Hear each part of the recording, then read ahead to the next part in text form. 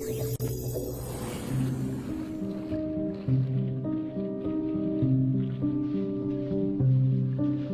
je suis engagé à la Légion et qu'on me parlait de Deuxième Europe, il y avait les cœurs qui s'embrasaient, les yeux qui brillaient. C'est ça qui anime nos esprits. Ce mythe de l'étranger au service de la France qui vient offrir sa vie, son sang pour les concitoyens français, c'est quelque chose qui fascine. Il faut toujours essayer d'aller vers l'avant, il faut se dépasser de ses limites et je pense que c'est ça qui fait que cet régiment il est valeureux.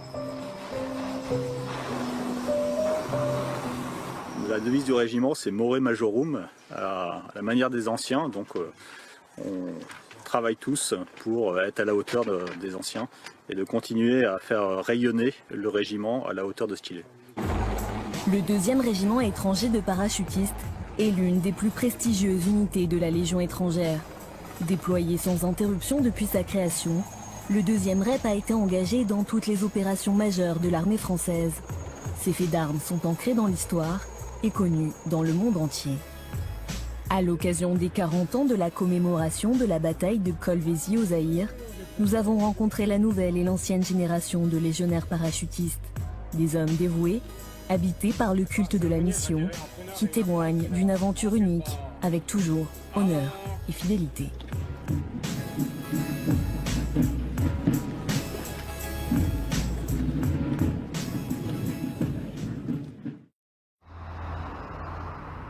Notre premier contact avec le 2e régiment étranger de parachutistes a lieu en Corse, à Calvi, où l'unité est installée depuis plus de 50 ans. Ce matin de février, le capitaine Henry, commandant de la 5e compagnie, réunit ses 150 hommes pour une dernière mise au point. Aujourd'hui, on débute l'exercice Altor Balanina. Le but pour nous, c'est bien de travailler les procédures et que chacun maîtrise ce qu'il aura à faire pour la mission de cet été en BSS. Dans quelques minutes, ces bérets verts quitteront le camp Rafali, la maison mère du régiment, pour 4 jours de terrain dans les montagnes corses. Pour cet exercice, ils seront accompagnés de sapeurs et d'artilleurs issus d'autres unités parachutistes françaises, avec lesquelles ils seront projetés d'ici 4 mois en Afrique, dans le cadre de l'opération Barkhane. Une nouvelle mission à inscrire à la longue liste des engagements du REP. Distance entre les groupes, vous mettez 20 mètres, distance entre l'attaque 10 mètres et colonne double, dès que possible. Dès que possible, colonne double. Ouais. La nature a encore tous ses droits dans cette région du nord-ouest de l'île de Beauté. La végétation est sauvage, les dénivelés abrupts et le terrain particulièrement abrasif. Pour n'importe quel randonneur, la progression s'avérerait ardue. Pour les légionnaires parachutistes, le maquis corse n'a plus grand-chose d'effrayant. Chacun d'eux y a déjà usé plusieurs paires de chaussures de marche. Ça va de au-dessus, donc pour l'instant vous restez sur votre position actuelle, au risque de piégeage. Donc une fois que ce passage sera libre, on vous enverra avec Granit jusqu'à l'Enferratin. Ah, ça va être bien pris. Cette manœuvre est aussi l'occasion d'éprouver leur matériel récent, qu'il s'agisse de leur nouveau gilet de combat ou du fusil d'assaut HK416 avec lesquels ils seront déployés. Aujourd'hui, là, pour la compagnie, c'est un exercice de reconnaissance d'une zone. Donc, le premier objectif, c'était s'emparer du col, là où nous sommes actuellement. Donc, avec susceptibilité d'avoir des personnels armés ou non armés. Là, quand nous sommes arrivés sur le col, il y avait un personnel non armé qui était avec des appareils de transmission qu'on a capturés. Ce cas de figure ressemble très fortement à ce qu'ils pourront trouver sur leur prochain théâtre d'opération. À quelques mois du départ, l'objectif est d'appliquer l'ensemble des procédures qu'ils vont devoir dérouler là-bas.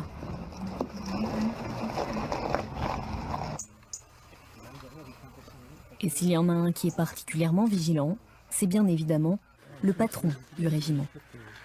Alors on est en train de mettre à jour la situation tactique au départ du coup.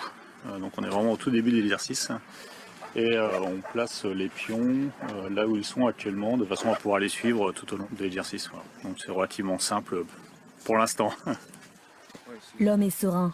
Avec déjà 6 opérations extérieures au compteur, Cet enfant du REP, aujourd'hui chef de corps, connaît bien ces phases de rodage. Il y a encore des réglages à faire et ça sera le but et l'objectif de la partie qui suivra, qui aura pour but de reprendre l'ensemble des incidents et de les débriefer pour que chacun à son niveau puisse s'améliorer et bien comprendre ce qu'on attend de lui. Il sait aussi qu'il peut avoir confiance en ces hommes, des hommes qui se préparent continuellement au combat, une confrérie de guerriers d'un peu plus de 80 nationalités, à la fois disciplinée et audacieuse.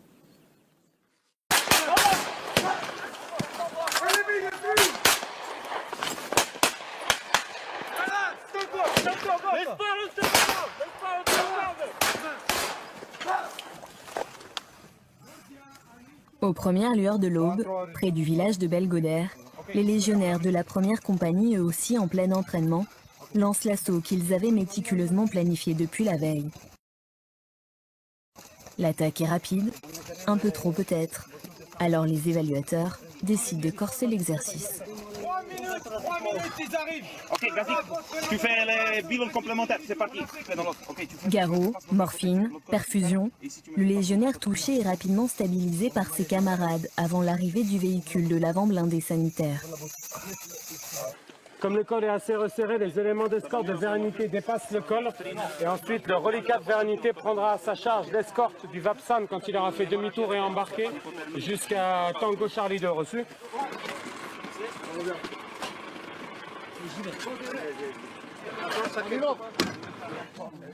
Le génie prend ensuite le relais. Chaque poste de combat est passé à la loupe afin de détecter d'éventuels engins explosifs improvisés, la principale crainte en opération. Puis les caches d'armes sont vidées et inventoriées. Non, juste 3 caisses, ils n'avaient pas eu le temps. Ok, donc une caisse, 1000 cartouches. Oui. 5, 45. Une bombe de décrypant pour armement. Et un sachet de poudre blanche. La prise est conséquente. Pour le commandant d'unité, c'est un bon début.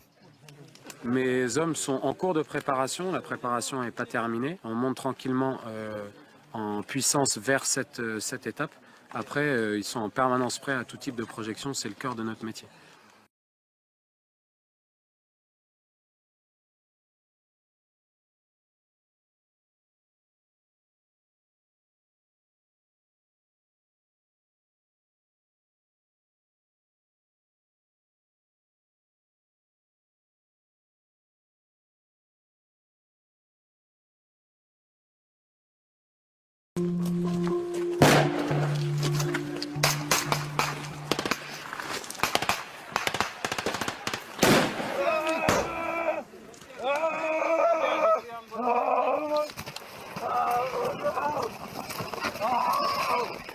Pour le moment, il me faut tout de suite 2 mecs.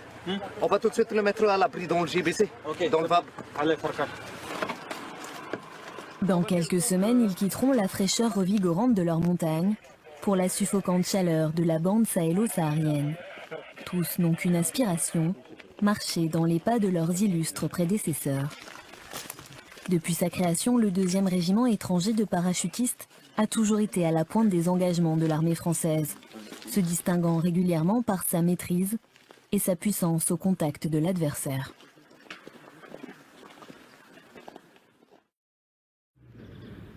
Nous sommes fiers d'appartenir au 2e REP. Nous sommes les hommes des troupes d'assaut, soldats de la vieille légion.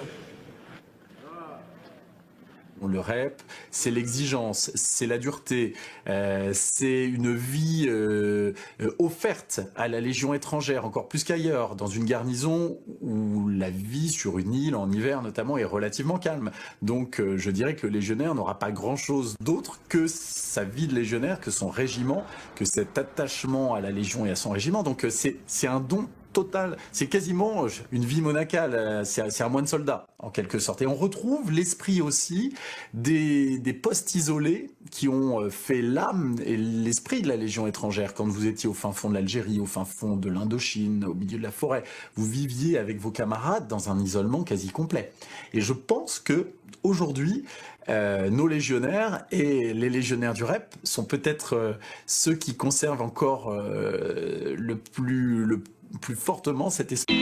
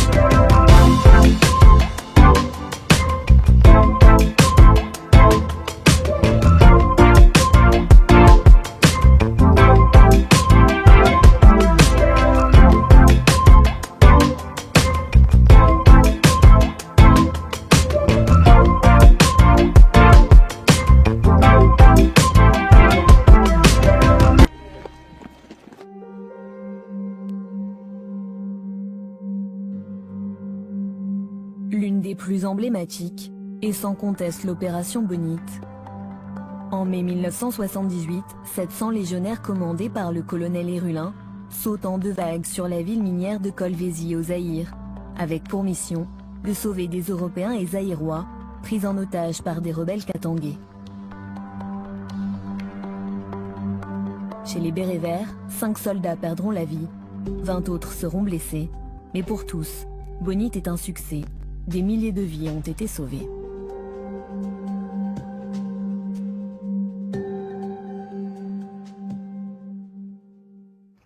Bonjour monsieur. Ah ben c'est là, merci. C'est ce haut fait d'armes que les anciens sont venus commémorer en Corse 40 ans plus tard, à l'occasion du 155e anniversaire du combat de Cameron au Mexique, la fête traditionnelle de la Légion étrangère. 7 ans après la fin de la guerre d'Algérie, Kolwezi rappela au monde l'intérêt des opérations aéroportées, synonyme de surprise et d'efficacité au sol. Conduite le jour même de la bataille d'Ati au Tchad, Bonite peut être considérée comme le point de départ des opérations extérieures modernes résultant d'une volonté politique forte et d'un outil militaire bien commandé, équipé et entraîné. Cette opération au retentissement international, devenue un cas d'école pour militaires ou dirigeants politiques, aura grandement contribué à magnifier l'image du légionnaire parachutiste.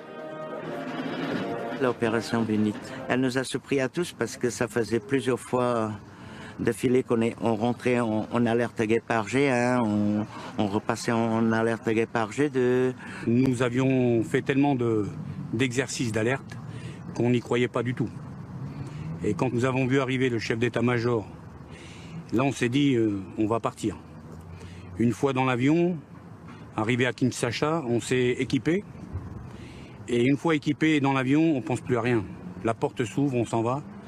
Et on pense pas du tout à la mort, on pense qu'à une chose, à arriver au sol, à récupérer le plus grand nombre de camarades possible et de faire notre mission. Le vœu a été relativement très vite, quoi. Entre le moment de l'ouverture et le moment de tomber au sol, on n'a pas le temps de dire ouf.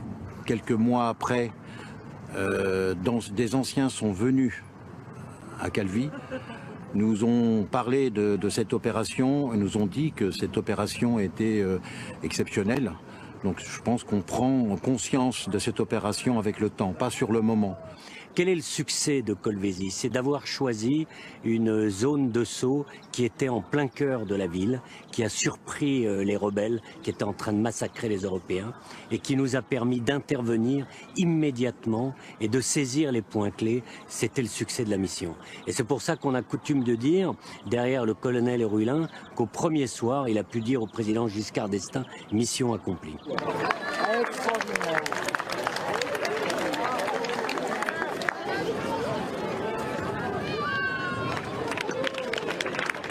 Les légionnaires d'aujourd'hui sont conscients de ce glorieux héritage dont ils sont les dépositaires. Les opérations aéroportées les plus récentes gardent l'esprit du saut de Kolwezi. Fin janvier 2013, dans le cadre de l'opération Serval, 400 hommes du REP sont largués de nuit pour libérer Tombouctou, la perle du désert malienne. 2 ans plus tard, ils sont une nouvelle fois sollicités au nord du Niger. L'objectif de l'opération est de perturber les flux logistiques des groupes armés terroristes entre le Nord Mali et la Libye. Il a fallu sauter de nuit, camoufler nos parachutes en les enterrant, camoufler nos traces, un peu comme des Indiens, mais véritablement, parce qu'on a affaire à des gens qui ont une maîtrise parfaite de cet espace, et le moindre indice, le moindre changement dans le paysage attire leur attention et éveille leur dispositif. On a dû s'enterrer et enterrer les légionnaires pendant plusieurs jours, pendant 4 jours, en attendant les convois. Donc il y a un vrai effet une tension qui s'installe, qui est sans doute celle d'un chasseur à l'affût. Le deuxième défi, il était logistique et physique, puisque nous devions rester 96 heures en autonomie de vivres, d'eau, de munitions, de médicaments, dans une zone où la température montait au-delà de 45 degrés. Donc on a tous perdu entre 6 et 12 kilos dans cette opération. Ok, pour l'avion, bravo. Perception, on va donner les parachutes dans la housse. Cette pugnacité est une des marques de fabrique du REP. Un engagement total qui se transmet de génération en génération et qui suscite l'admiration au sein de la communauté militaire et bien au-delà. C'est bon. Ça reste quelque chose d'exceptionnel d'être au REP. Lorsqu'on évoque le REP auprès d'autres militaires de la régulière, les personnes que nous croisons ont une certaine forme de respect. Ce mythe ne peut exister, à mon sens, que s'il est incarné par les combattants eux-mêmes. Et je suis persuadé, pour les avoir côtoyés, pour les connaître, que tout légionnaire se sent investi de cette mission, est prêt à donner sa vie pour la France. Et nos parachutistes du 2e REP, justement, ont peut-être encore plus que d'autres cette conscience accrue de l'exigence de ce mythe qui leur est attaché. Ils ne se contentent pas d'être entourés de ce mythe, ils vont vraiment tout faire au quotidien pour être à la hauteur de la confiance que les concitoyens français ont pour eux, mais aussi que les unités de l'armée de terre ont pour cette unité parachutiste. L'esprit du 2e REP, c'est aussi une profonde considération pour les anciens, à ceux qui ont forgé l'ADN du légionnaire parachutiste, car aucun d'eux ne quitte jamais définitivement Calvi. Notre devise, c'est More Majorum, à la manière des anciens, et on puise nos forces dans l'histoire du régiment, l'histoire glorieuse du régiment, cette histoire qui a été conduite par les anciens, avec leur sueur et également avec leur sang. Donc nos anciens sont effectivement très présents au régiment et ils sont importants pour nous. L'esprit traditionnel de légionnaire, il reste toujours ancré. Et dès qu'on franchit la porte de poste de police en bas, ben, on se croit vraiment légionnaire. Et on se croit encore dans le temps. Quand on dit que nous sommes une famille, c'est pas qu'un mot, c'est la vérité. Et c'est pas parce qu'il est parti hier, il y a 20 ans de régiment, qu'il arrête d'être un légionnaire. Je dois beaucoup aux légionnaires et aux sous-officiers qui, tout en ayant été mes subordonnés, m'ont tout donné. J'ai été structuré, moi, et éduqué comme jeune officier par l'exemple, par le courage, la détermination, le professionnalisme de ces soldats exceptionnels. 1, 2, 3, écoutez-moi bien. 4, 5, 6, 7, 8. Vous allez sauter porte gauche, c'est bon? Donc vous allez mettre tous les poignets à droite. D'accord? Et vous les autres? Aujourd'hui encore, la sélection est impitoyable pour rejoindre les rangs de ces quelques 1300 hommes au service de la France. En entraînement perpétuel, le régiment bénéficie en Corse d'un cadre exigeant et complet. C'est bon les gars? Allez, la main petit poulet.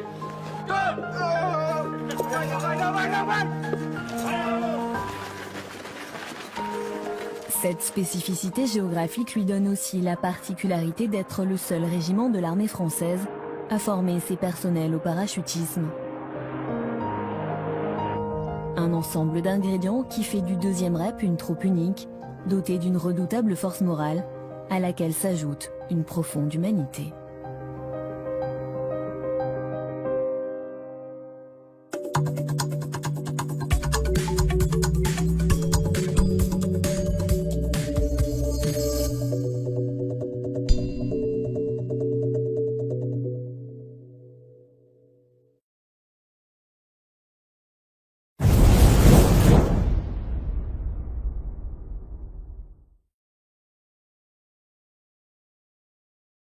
The first REC deployed their Sagae tanks for observation, ready to stop any rebel counter-offensive attack.